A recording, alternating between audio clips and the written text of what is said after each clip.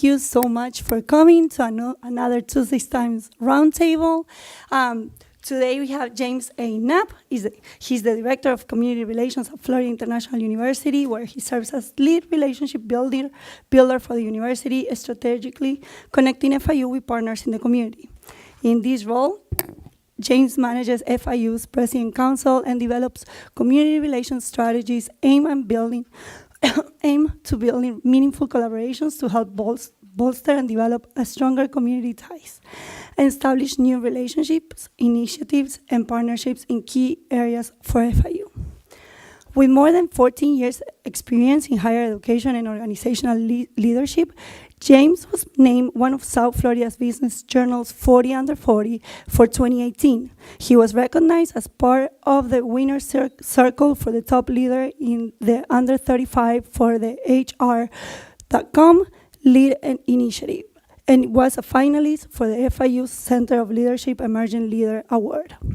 James also serves as the chair of the Greater Miami Chamber of Commerce Education Committee and is a board member of the Miramar Pembroke Pines Regional Chamber of Commerce.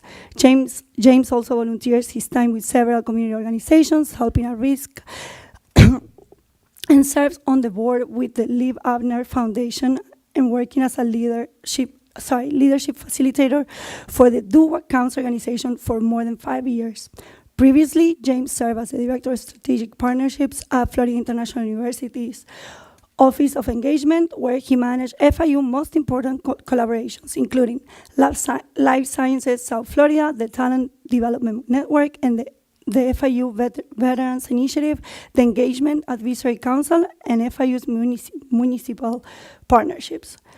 James has also served as the Director of Development for FIU's Honors College, where he designed and implemented development strategies in which he raised over $2 million by cultivating and soliciting philanthropic support from multiple donor channels. He began his career in higher education as an academic coordinator in the FIU's athletics department and went on to serve as Director of Athletic Academic Services at NOAA Southeastern University. James is part of the 37th class of Leadership Broward and has also been a lead participant and a part of the High Potential Leader Program, which focuses on enhancing workforce and leadership excellence. In addition, James was selected to participate in the inaugural FIU President Mark V. Rosenberg Presidential Leadership Program, a professional development program designed for employees under 50 years of age interested in solidifying a career track in higher education. James earned both his Bachelor in Sports Management and a Master's in Higher Education from FIU. So as you guys can see, you have in front of you tons of experience, so please pay attention for Trust and Leadership presentation, and please join me in giving James Knapp a warm welcome. Can you hear me on this, or do you need it to be a little bit? Is it good? Okay. That was so embarrassing. Awesome. So weird to hear all that type of stuff, like read, and it's just so odd. So somebody who cares about you kind of writes stuff like that, and then it turns into something weird. How many of you guys have been to these before? This isn't your first one, I'm guessing? Okay. So you guys will be able to give me some great feedback on how poor I did, and let me know how that went. So a little bit of today's structure is going to be no PowerPoint. It's going to be a little bit different. I think that, I went online and I watched some videos on some of the other presenters and how they went. So what I'll do, I'll give you a little background on myself because the bio wasn't enough. Some real background on myself that's not necessarily in a bio that talks about work stuff, but that talks about me as a person, a little bit about my background, and one of the reasons why I feel trust within leadership, as well as leadership being the driving force behind every single thing that we do. From what we do at home to what we do in the workplace to what we do in our relationships, and why that matters. So, where I'll start is, my name is James Knapp. I was born in Carroll City. Spent some time there, but raised in Hollywood, Florida, not too far down the road. Have one younger brother. Have mom and dad still married. My entire family, except my generation of family members, was born in Puerto Rico. All right, Puerto Rico PR. So we lived a very humble lifestyle in Hollywood, in a neighborhood that I thought was the greatest thing in the entire world, until like you go back with somebody and they're like, oh, you grew up there? And I'm like, what? I was like, is it a bad thing? I was like, oh, okay. So my time growing up was in my eyes amazing, great, and then my experiences were a lot to do with sports. So a lot of the leadership qualities that I feel I have learned to embody and that I can impress on others has a lot to do with what I learned in sports and the transitional aspect of what that brings to the business world. And so what I learned coming up is I was very, very fortunate to be good enough at sports. I guess that's the best way to say it. My parents never asked me if I did my homework. Never happened. Just didn't happen. Like, they didn't understand it. We never talked about politics. I didn't understand what a Republican and a Democrat was until about 7 years ago. I'm not joking. That was never talked about. Parents wake up at 5:30, go to work for 13, 15-hour days, and go home. That's all I ever knew. Still to this day, myself, my mother, and my father all wake up at 4:30 in the morning, and they go to work. I go do what I do. Still the same way. Nothing's changed. They're still in the same professions that they were in when they raised me in Hollywood. The values that they instilled in me when I was young was exactly that: hard work. And hard work pays off. And for us, success was being able to pay the bills, keep the lights on. My younger brother, we slept in the same bed for most of our lives, and then we ended up getting these bunk beds, and we thought we were like stepbrothers, and it was like, oh, we're best friends now. So it's like, it was just really cool dynamic, and it was awesome. But it doesn't seem like a big deal until you find out that my younger brother is 6'7". So just imagine what that was like growing up in the same bed.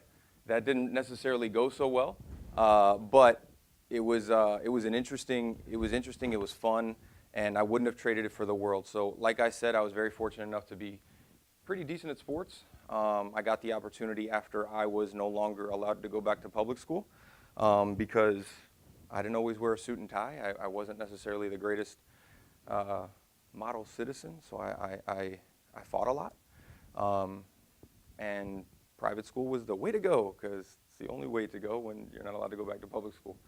So I did that. I put quite a bit of a burden on my mom and dad, and but I ended up getting some scholarships through sports, and I ended up going to private school for the remainder of my career.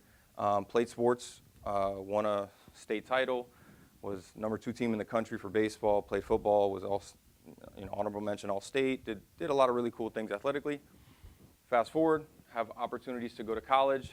I meet with Bobby Bowden. I meet with a couple others, baseball coach, Jim Morris at UM, and and I'm like, man, I think I'm going to do this. I think I'm going to try to go big and try to walk on somewhere. I wasn't that great where they were offering me scholarships, but I thought, okay, I can walk on. My brother started getting into some trouble. As soon as he started getting into some trouble, he was actually sent away, and he was sent away to this place called Sheridan House. And so when he was sent away to Sheridan House, it really put a burden on our family. Sheridan House is they have a male and a female now, but correctional facility for boys and for girls. And I say correctional facility, it's not like prison or anything like that, but it is Bible-based and biblically focused, and he did that for a while. So when I had the decision on where I wanted to go to school, it was all these places outside of South Florida. That didn't go well in my eyes, because my mom and dad wanted me to do it, and they were like, yeah, go do it, and I wanted to be close to home. So I did. I stayed close to home. I decided to walk on here at FIU. I was part of the inaugural football team here at FIU. I played football and baseball here. I graduated in 2005, and during that time, my brother got out, and then when he turned 18, he had his first kid, which was awesome. And I love my nephew and both of them and all three of them. Sorry, Jordan. And so he ended up getting locked up, and he went away for a little while. So at the same time as I was here, I was once again grateful that I was close to home. But all these types of things started to transform my thought process on me as a person, what was valuable and important to me. And so when he got out, which he was only in there just a little bit, and we spent quite a bit of money to try to get him great representation, which absolutely matters. Just total side note, I was in court the other day for speaking with one of the judges and just a one-on-one, and it was awesome, and he was great. And watching the legal system without representation is an interesting concept if you've never seen it. So I thought I would never be interested in it. It is a scene. But we got him great representation. Fast forward, I graduate from college. I graduate in December. I was called in to have an exit interview for being a student athlete. The woman who called me in said, I'd love to meet with you. I hear that you've been here pretty much 12 years. I mean, I was like a fifth-year senior, so everybody kind of joked that I was grandpa around here. So I met with her. 15-minute meeting turned to 2 hours. She offered me a job. I made $8,000 a year, and it was the happiest I had ever been in my entire life. Still to this day, it's one of the things that I am so glad. And I learned so much from that experience of taking that position, because that position turned into me having an unbelievable mentor in Sherelle Jackson, and she was just amazing and just one of the real influential people outside of my coaching staff when I was coming up. And she pushed me to get my master's degree. I said, absolutely not. I hated school. It's just the way that it goes. Love to learn. God, did I hate tests. I hated exams. I hated papers. Hated it all. I love to learn, though. And she told me, go back, get your master's. It was a 2-year program. I tried to finish it in a year. That's how much I was like, let's get out of here as fast as possible. So I did that, and I got a full-time position.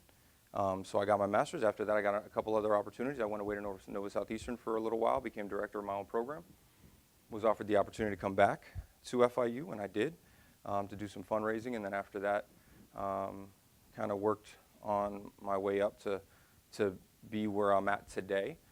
Along the way, I had some influential individuals that were in my life that either worked for me, worked with me, and and that I worked for. Many of the influential people in my life that were leaders were women. That's a big deal. That's a very big deal to me. I think that what you guys, either you didn't read and you got to read it when you sat down. I made it as short as possible because I knew that you weren't going to read it. So if you could read it really, really quick when you got, I'm not dumb. I mean, obviously, so you got to read it here. One of the interesting things about what you read has so many gaps that it's not even funny. This wasn't one of those pieces where I'm like, oh, read it, take it home, digest it, it's awesome, right? It is. It's got some good things in it. It's got a lot of gaps. So what I want to do is I want to do this a little bit different, and I know that some of these are interactive and stuff like that. So now you know a little bit about me. I want to hear some of your feedback on what you read, and it's okay that it's negative. That's a conversation to be had, and then I'll go into some poignant pieces that I feel are maybe, and I'll give you some of mine that are top that I think that needs to be had by pretty much everybody, and if you don't, it's something that you need to be aware of. So anybody can go ahead and just kind of give me an opinion on anything that they read. Yeah, I thought the article was a little bit kind of jargony and maybe not exactly patronizing, but kind of like quite surface level, because there's this thing about like a boss like tells people what to do, and like a leader like works with people, which is all true. But I feel like the way this article written was quite like surprising for a New York Times thing, because like it's kind of a given that you want to have like purpose in life and you want to make your own life pleasant as well as those around you, but like the real issue is when you're working under someone who doesn't do that, and like what can you do in that situation? Because like the boss or the leader has so much power that like a lot of times the workers are the ones who are really suffering. But you had it right the first time though. The boss has so much power. Yeah. The leader earns it. Yeah. Right? So that's very different than I think that a whole lot of people don't understand, because there's going to be people that you work with as you come up that are going to be your peers, and you're going to be like, wow, like they're kind of running this office and they're not the boss.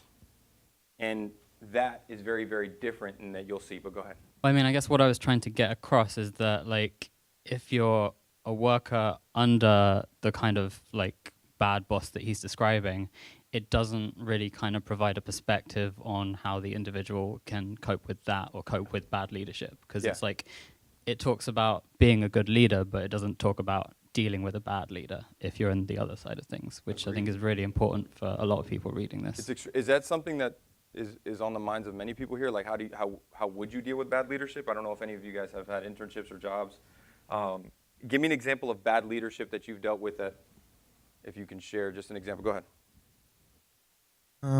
I worked a job where the management wasn't giving us the proper tools to do our jobs correctly. They weren't hiring enough staff.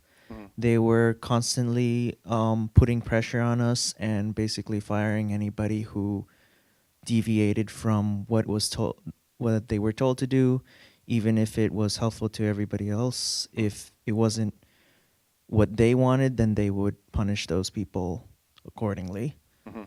What did you do in that situation? It was a stressful situation that I was stuck in for a while, and It was tough, huh? yeah. Okay.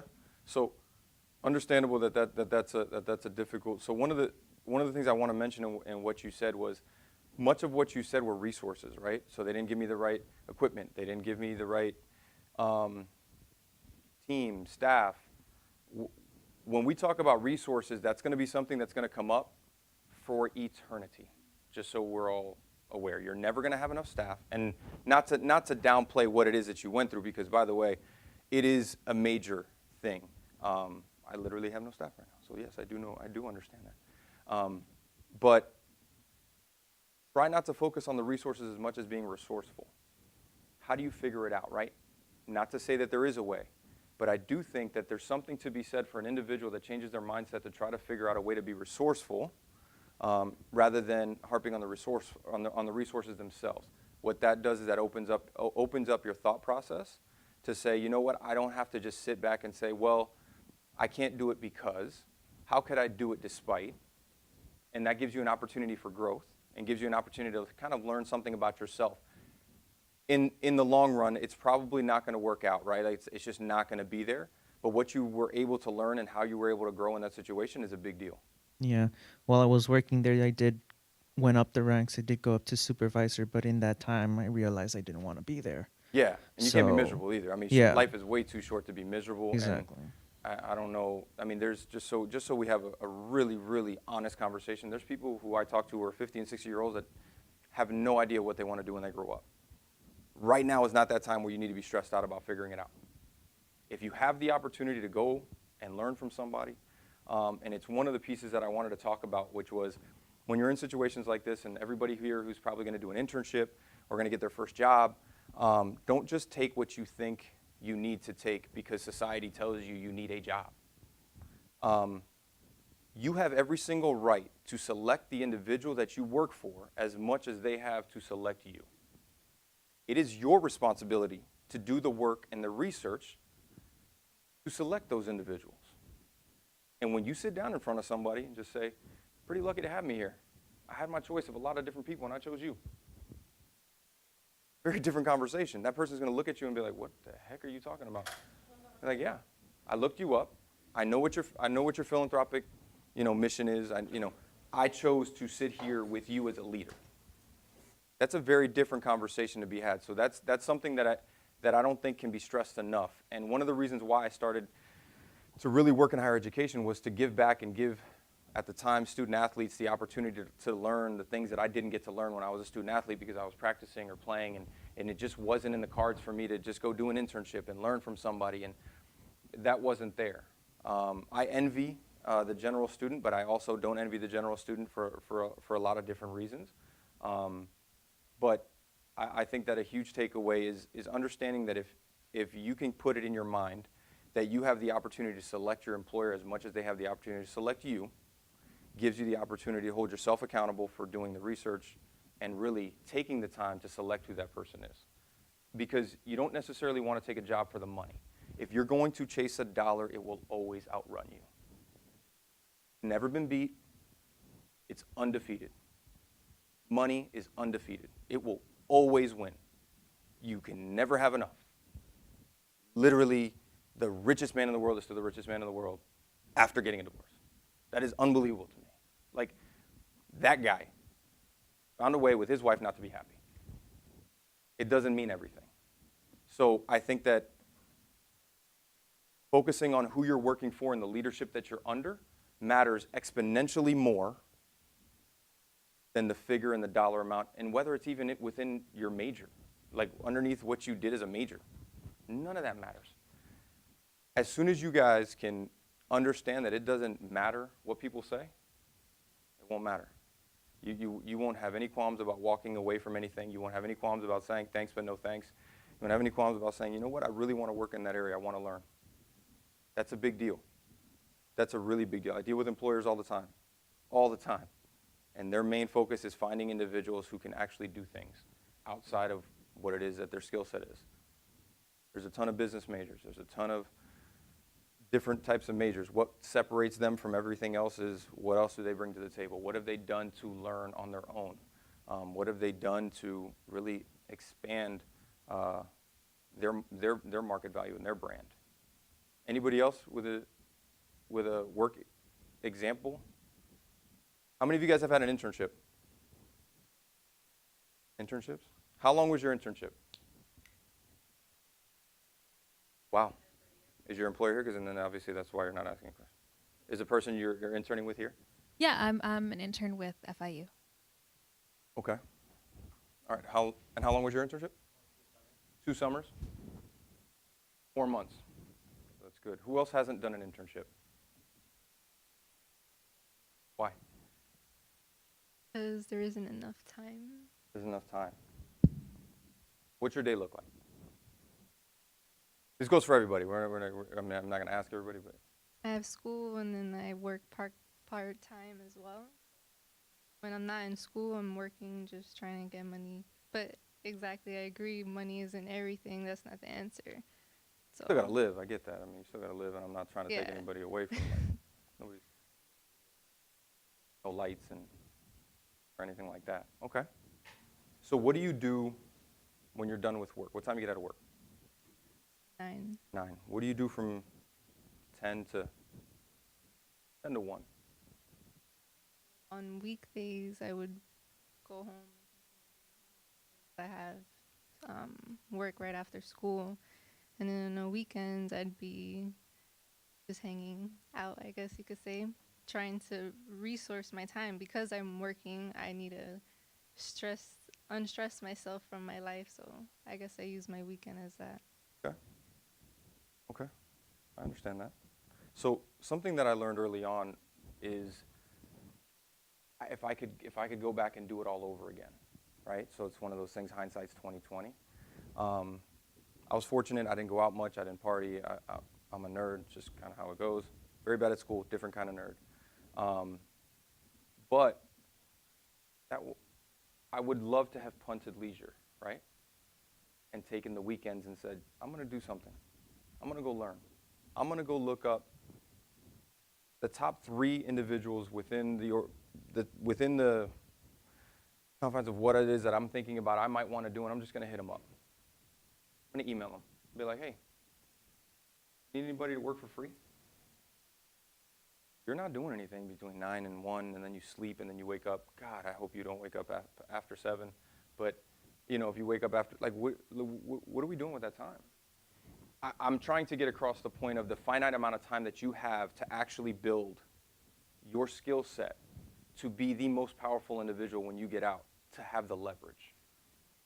Leadership isn't necessarily about the individual hiring you. It's the ability for the individual to come in with enough experience to understand what it is that they can provide in value. And the more your experience and the more you have within your tool belt, the more value you can add. And you're going to have to learn to deal with people, and you're going to have to learn a whole lot of different things. So I stress to try to do something for free. Sounds crazy? Can't tell you how many emails I send to CEOs, presidents. I'm talking about everybody, and I'm just like, hey, I'd love some time. Some don't respond. The majority of them do, though. And what do? They give me some time. Words of wisdom. What can I do for you? Can I work for free? Me. This is me now. I'm not talking about when I was in, I'm talking about like literally right now. Just got an email back last night from somebody that I asked that same exact thing for. What makes you any different? I'm trying, like, think about, I mean, I'm pretty stable. Got a good job, a couple degrees. Why? If you're not hungry and thirsty for what it is that you want to do in terms of growing yourself, why should anybody care to help you with it? You got to believe in it more. So I think as a leader, if you're not taking care of yourself first, it's going to be very, very difficult to empower others.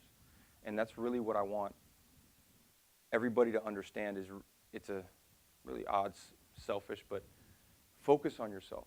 Focus on getting better. Focus on learning from those individuals who might not have it all, right? Or might not be the ones to learn from, but learn what not to do. And I think that those types of things go a long way.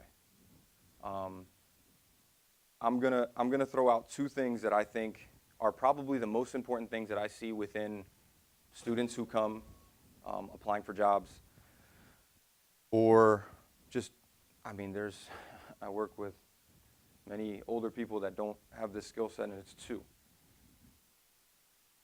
Self-awareness and accountability. Self-awareness could be the number one thing any individual, any leader, but any individual can have. How do you gain self-awareness? I don't have that answer. Different conversation. I'd probably get paid a lot more. But self-awareness is a big deal. Knowing what you don't know.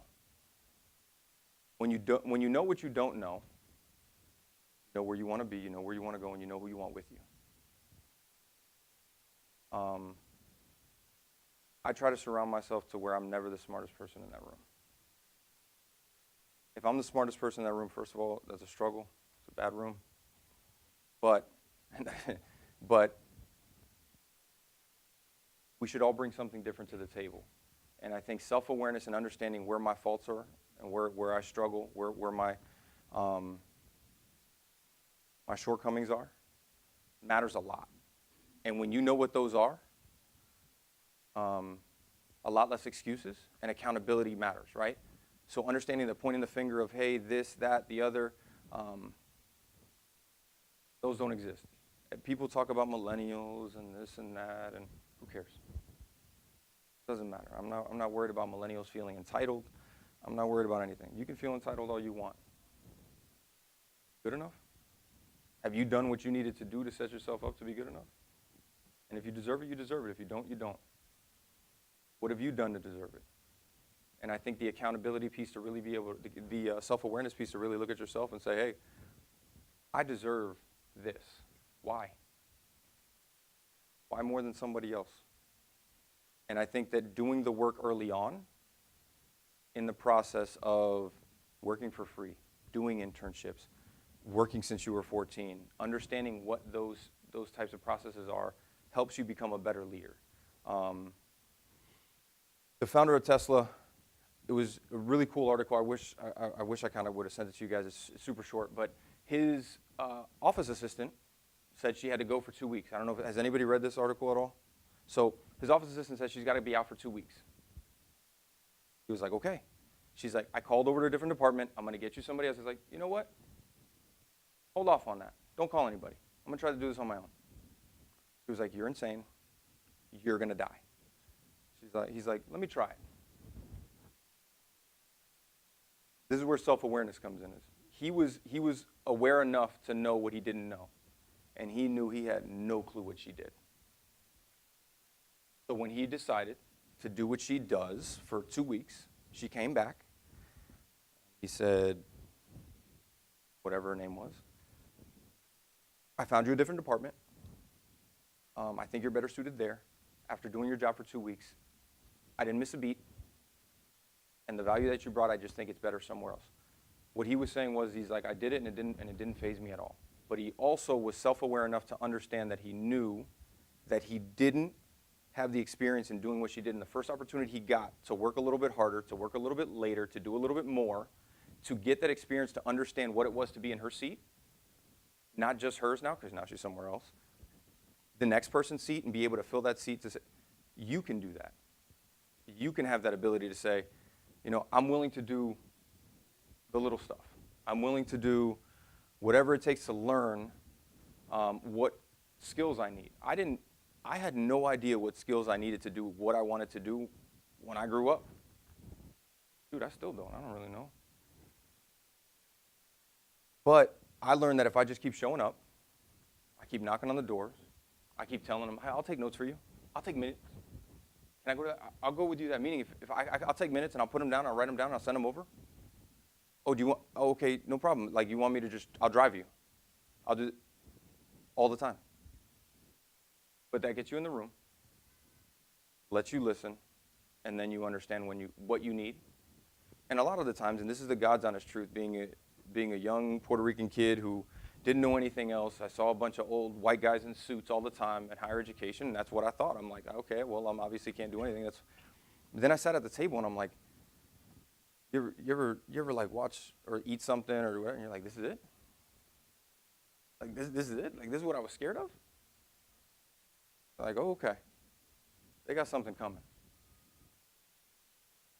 So I think it's doing things that others don't to get what others will never have. Right? That's the bottom line. And when you learn how to do those types of things,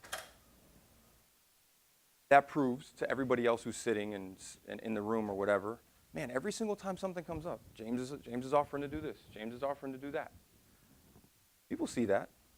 It can't be done for that purpose, but people see it. And it matters because you learn from it.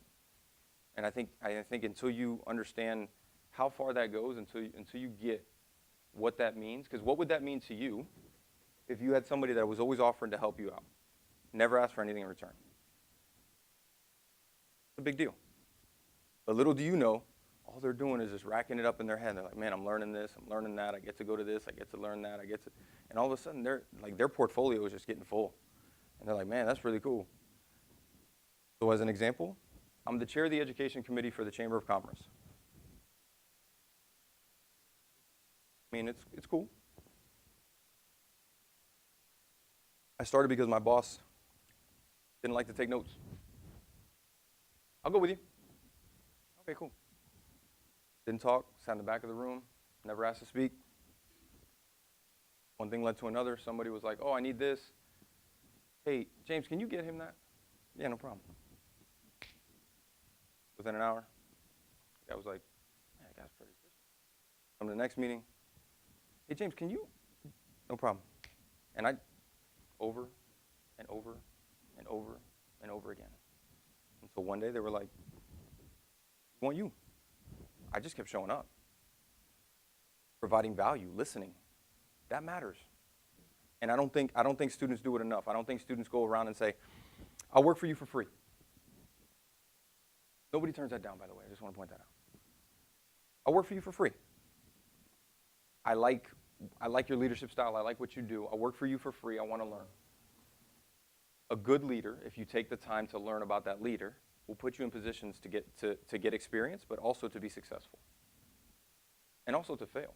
I'm only successful because I've failed. Failure is fun. Failure is interesting. It's also fun. Love being told no. I love being told you can't do that, can't do this, which means it's going to get done. I just love that. That's just like one of my things where it's like, oh, you can't do this. Or like, oh. Team would shake their head and be like, dang it. Yeah, we are. But I think that matters for what you guys have and what you guys can bring to the table. Any other questions? I want to make sure to touch on a few things. But if you have some, and by the way, stop me as I ramble. So we have self-awareness and accountability. What does accountability mean to you? Give me what your definition of accountability is. What do you think accountability is? Probably being able to be dependable, like in a sense of like if you're the leader, being able to be dependent on and like leading the group, or if you're just a person, a part of the group, being able to like carry out the tasks that you're assigned. Okay. It's really good description. Did everybody hear that? If you're the leader of the group, being able to carry out the task. You know what accountability means to me? Be able to say it's my fault.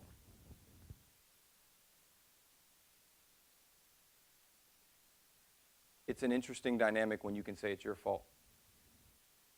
Be okay with that. When you can be accountable even for others' actions because it's not their fault, it's mine. I hired that person. I didn't teach that person enough. I didn't give them. That's on me. Accountability and having somebody being able to be accountable to carry out a task is absolutely a piece of accountability. But as I've gotten into the real world, I guess, I don't really know, being genuine and being able to tell somebody else, 100% my fault, it'll never happen again, that's on me. You rarely hear that, ever. It's always like, well, I'm sorry, my marketing department, my billing messed up with it. Take it upon yourself. It's a very big deal. And as you come up, you're going to have leaders over you that are going to point the finger. When it goes wrong, it's on you. When it goes right, they're going to glow, and they're going to take every opportunity to love it. And they're going to be like, oh yeah, it went right? That was me. When it goes wrong, that was James. And it's going to happen. It's not ever not going to happen, just so we're all aware. So everybody can get upset and everybody can get angry and say, oh man, like, can you believe that? Like, I did that entire presentation and they got up in front and said, my, and this is what I did, and nobody cares. What I want to get across today is take a step back and understand on enjoying the process of saying, man, putting that presentation together gave me more awareness on subject this. So what, you didn't get the credit for it? You're not going to get the credit for a whole lot. The other piece is, like you were saying, if you work for somebody who does that, do the opposite, because you know how it feels. I probably have done that to a fault at times, but I do believe if you had something to do with it, you deserve a seat at the table. And when you become a leader, there's an opportunity for you to do that. Your leaders might right now, or that you choose to work with, or that you are working for, might not be that way. But learn as much as you can. Learn as much as you can and take it and say, you know what, that's fine. If the boss wants to take credit for it, the boss wants to take credit for it. I'll be better for it. I'll be better for it. I'll do all your presentations, because what's going to happen is, which has happened to me, somebody's going to raise their hand and say, on slide 12, when you said da-da-da-da, they're going to go, so, James, and I'm like, yeah, so slide 12 is talking, I'm just a guy taking notes and making slides. Very different. It wouldn't be hidden in here if that happened, right? You'd be like, obviously that person made this presentation and they know. Take pride in that process and understand that accountability means taking fault over it when it doesn't go right too. So when you're set up and you think you did something and you have a huge misspelling and it shows up on the PowerPoint, you better eat that. And not say, oh, but I had so much work and I didn't get to sleep and that's on you. I dare you to have a bunch of those. You're going to be finding another place to work. But you'll never find another place to work because you lied, because you weren't honest, you weren't genuine. I can deal with that. I can deal with the mistake. I can deal with the fact that I go and present to whoever, man, all these CEOs that think they're the best thing ever. There's a misspelling. Whatever, man. You're not gonna work with us. There's a misspelling. Is what it is. I will not deal with somebody who says, oh, but that's not on me. Like, I had sent it and you proofed it, and that shows me where your values lie. So just understand that piece is a really big deal for you to get better and for you to be more impactful for that leader that you're working for, but also more impactful as a leader when you start to lead. Anything else? I've been thinking, I've heard too much from friends, and I've had my own experience in the classes here, right? Friends are the worst, by the way. Go ahead. Sure. But friends that are in school, I mean, like, so So the other worst, counts. even worse, that Oh, they're yeah. in school and they think they know more. I'm just saying, they've told me stories, and stories I've experienced too, where they say you have to learn how to work in a group, right? Mhm. And many classes will put you to work with other people. Mhm. But usually you or someone else will end up doing all the work. And then you end up not learning a lesson, but rather you end up learning all the material yourself, and other people don't learn anything. And you said it's fine to get credit, but you know a subject. Sure, but then what's the point of, how do you be a leader in that position or in that case? So you're just the person in the group that's doing all the work? I mean, currently in one class, yeah. Is anybody in this dude's group? Because he is throwing you out there right now. That's a difficult situation to be in. What's the ultimate goal for you? The ultimate goal for me is to, I've tried motivating, or I've tried getting everyone on the same page. What's but the ultimate goal of that class for you?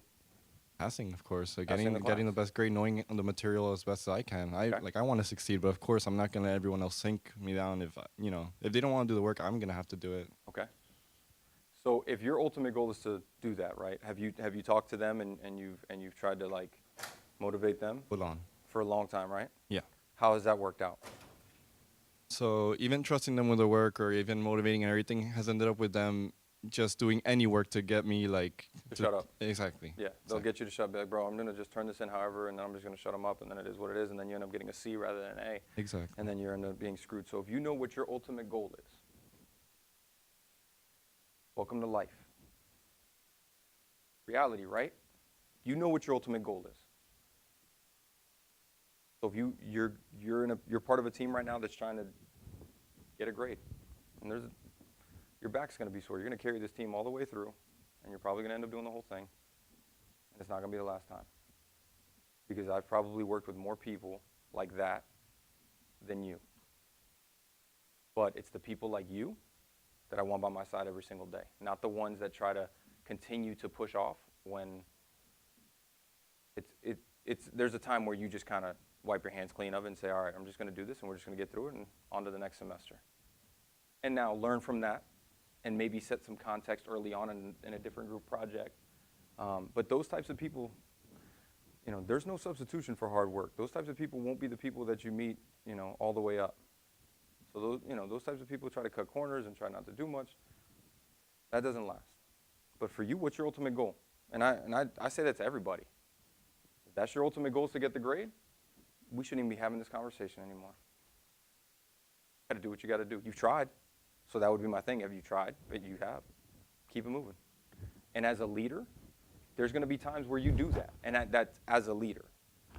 You can fire them too, right? That you can get rid of them, that you don't have to be on your team or whatever. But working with a group that way and leadership, you do it and you don't say anything about it. You do it, you turn it in, the teacher has no idea. None whatsoever. To me, that's going to teach you more. And that's going to be more impactful as you go down the road. Because what's going to happen is you're going to do, in a work setting, you're going to do all the work and you're going to do everything. And your coworkers are not going to do anything. You're going to turn it in and they're going to be like, oh, great job, you guys. And you're just going to keep your mouth shut. If it was about credit, you're making YouTube videos so people see your face. But that's not what it's about. Did you get the work done? What's the ultimate goal? How was the process? What did I learn? And am I better? And you have to be self-aware enough to know, are you just a shitty group mate and people just don't like you too? I think that you have to understand, man, people just don't like working with me. This is happening all the time. There's a common denominator factor too. So being self-aware goes back to that. But I do think that you're just going to have to do it regardless. And you're going to have to do it with a smile on your face when you turn it in and let them take credit too. That's going to happen all the time. Big deal. It's only a class. But by the way, I'm sure everybody in here has had that exact example. It's not easy, and it sucks. It sucks. It's the worst. Crappy example. I hate that though. That bothers me. Because early on, I was the guy that you hated. By the way, I just want to point that out. I was, and I realized how crappy that was of me. Questions? Thoughts? Hello. Okay, taking responsibility for your actions. That's what comes to mind when I think about accountability. Absolutely. Taking responsibility for your actions, and sometimes as a leader, you're taking responsibilities for others. But as the leader, right? So as the leader, if you have people who report to you, but in your situation, you're more likely right now to be reporting to somebody else. You should hold yourself accountable to make sure that that individual that you report to looks great, has less to worry about, less to deal with, and you should hold yourself accountable to make sure that that person is getting that too.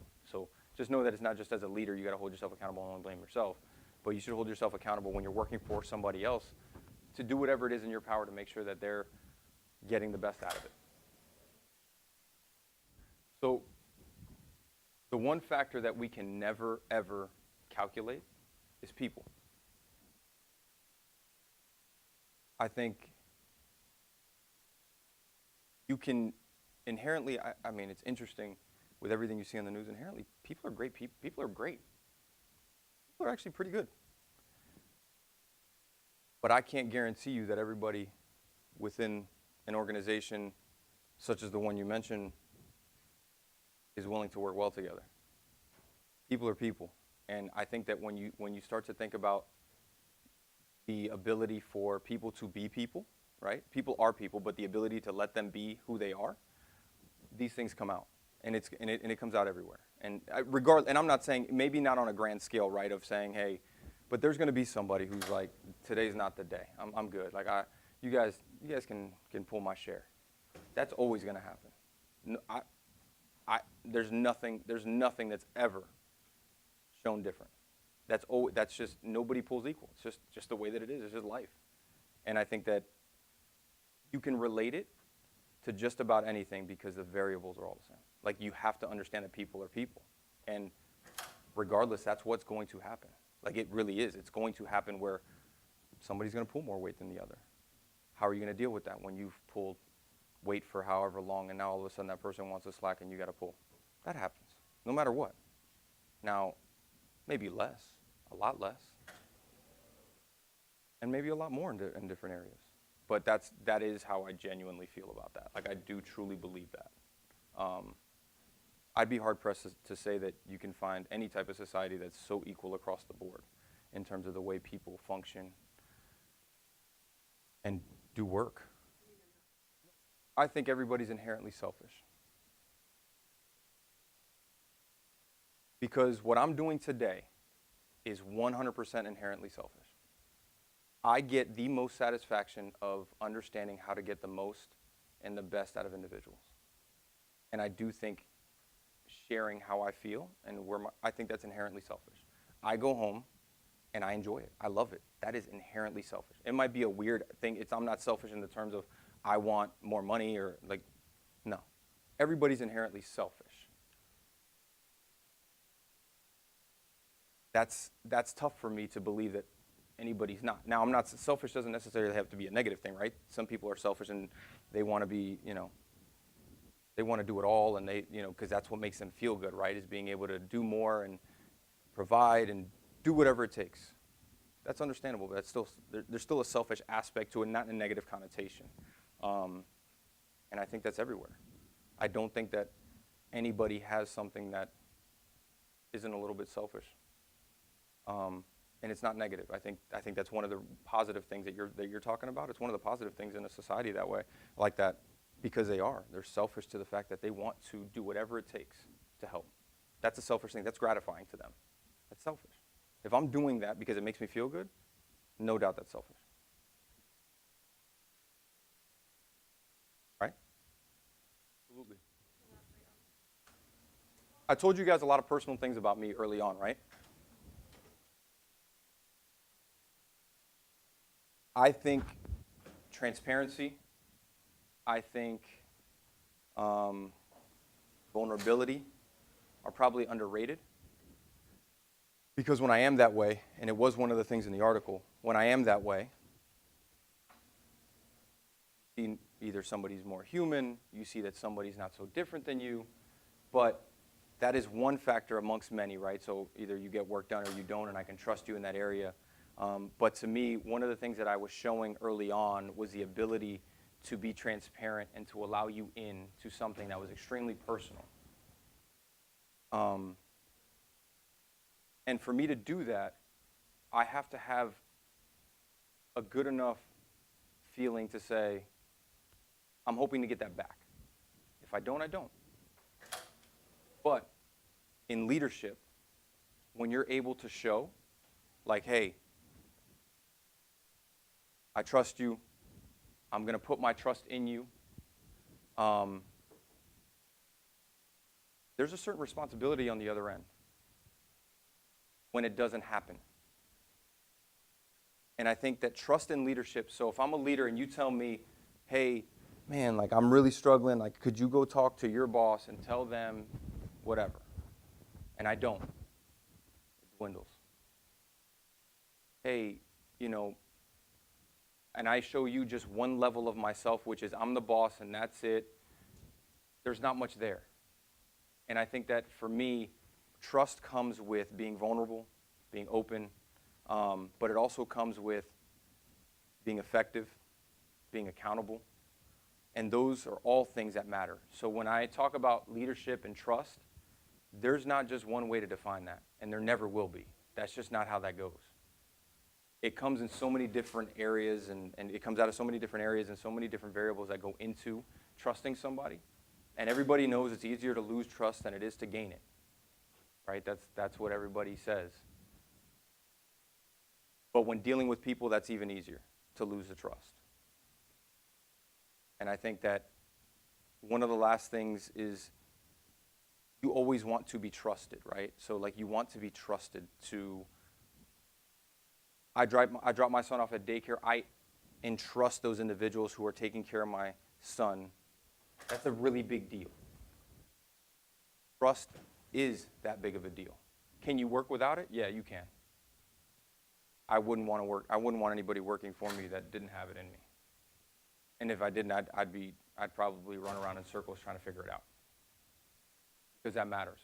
That matters not only to me, but that matters to the individuals that come into the unit. Last question. Like I said before, the situation in my previous job was not good to the point where there are definitely aspects of my jobs where I was end up doing the jobs of 2 or 3 people. Mm-hmm. And then once managers, were aware of this, they would end up firing people, and I would end up still doing the jobs of 2 or 3 people. They just expect me to do it for the same amount of pay. Sometimes eventually I got a raise, but for a while I was just end up doing more and more work to the point where there were medical issues starting to develop. Yeah. And yeah, that's what led me to eventually quit. But like, what do you do in a situation where Your health there's no second to that. There's no more conversation to be had past that. There's no second to your health. And like the same thing with my mother, who was a nurse at Baptist, and she was working overtime multiple times, and at one point she was having heart issues, and so she asked to be switched to a different department, and they refused her. Yeah. Yeah.